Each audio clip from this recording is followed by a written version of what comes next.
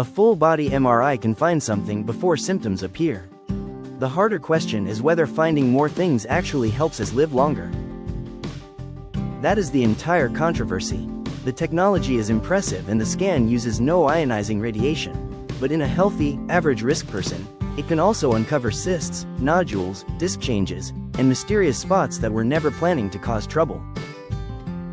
So are we buying smart early detection, or a roughly $2,500 entrance ticket to months of follow-up testing? Today we are building the full-body MRI decision tree. Who may benefit, who will not, what these scans can miss, and the questions to answer before climbing into the machine. And if you appreciate calm health information that does not treat every new technology as either a miracle or a scam, tap like, tell us in the comments whether you would pay for this scan, and subscribe to Longevity Compass. First, what is a whole-body MRI? MRI uses a strong magnetic field, radio frequency energy, and computer processing to create detailed images. Unlike CT scans and standard X-rays, it does not expose the body to ionizing radiation. That is a real advantage, especially when imaging must be repeated for years. But no radiation does not automatically mean proven screening benefit. A screening test must do more than find abnormalities. It should improve outcomes without creating excessive false alarms, procedures, or diagnoses that never would have harmed the patient. For healthy, symptom-free adults at average risk, we do not have evidence that whole-body MRI lowers cancer mortality or helps people live longer. The American College of Radiology does not recommend total-body MRI screening for people without symptoms, major risk factors, or a concerning family history. The concern is not that MRI sees nothing. The concern is that it sees a lot. One major review found that approximately 95% of asymptomatic participants had at least one reported abnormality. Around 30% had something that prompted additional investigation. Confirmed cancer was found in roughly 1% in that review. A newer meta-analysis estimated cancer detection around 1.5%. For the person whose aggressive cancer is caught early, that may be life-changing. But the average participant is far more likely to receive an uncertain or benign finding than a confirmed dangerous cancer. Humans are not factory-sealed. Scan enough of the body and eventually the radiologist will discover that we have been used. This brings us to three terms that are often mixed together. An incidental finding is a real abnormality discovered unexpectedly, such as a kidney cyst, thyroid nodule, benign liver lesion, or degenerative spinal change. It may be harmless, but an abbreviated scan cannot always prove that immediately. A false positive is something suspicious enough to trigger more testing that ultimately is not the feared disease. Overdiagnosis is different. The scan correctly finds a genuine cancer or condition that would never have grown, caused symptoms, or shortened the person's life. A scan can therefore be technically correct and still fail to improve the patient's life. Now the incidentaloma cascade. An uncertain spot may lead to a dedicated MRI, ultrasound, CT scan, specialist visit, repeat imaging, endoscopy, biopsy, or even surgery. The first MRI has no radiation. The CT ordered afterward might. You may not be buying one $2,500 test. You may be buying the opening chapter of a diagnostic series with additional bills, time away from work, and months spent wondering whether probably benign is reassuring enough. Disclosing whole-body MRI findings can increase biopsy rates, often without finding cancer. The decision to scan therefore includes everything that may happen after the scan. Anxiety is personal. Some people feel empowered by extra information. Others become trapped in repeated checking, internet searching, and countdowns to follow-up imaging. Before the scan, ask whether you can emotionally tolerate a report that says indeterminate lesion, repeat in 6 months. More information is not always more peace. Now, why does early detection not automatically prove longer life? Imagine a cancer would cause symptoms in 2030 and the person dies in 2035. That appears to be 5-year survival. If a scan detects the same cancer in 2026 but the person still dies in 2035, survival after diagnosis becomes 9 years. The statistic improved, but the person did not live one extra day. That is lead time bias. Screening also finds slow-growing cancers more easily and may identify genuine cancers that never would have become dangerous. That is why cancer detection rates and 5-year survival are not enough. The strongest evidence would show fewer advanced cancers, fewer cancer deaths, or improved overall survival. We do not currently have that outcome evidence for routine whole-body MRI in average-risk adults. But there are people for whom whole-body MRI makes much more sense.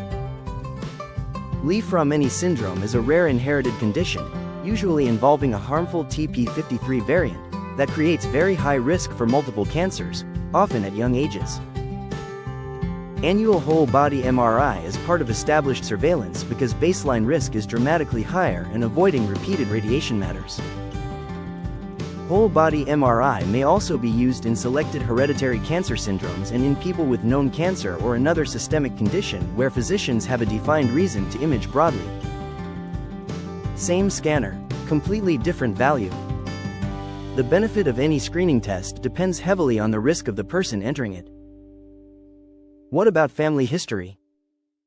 Cancer runs in my family is not yet a complete risk assessment. The useful details are which relatives had which cancers, how old they were, whether anyone developed several primary cancers, and whether an inherited mutation is present.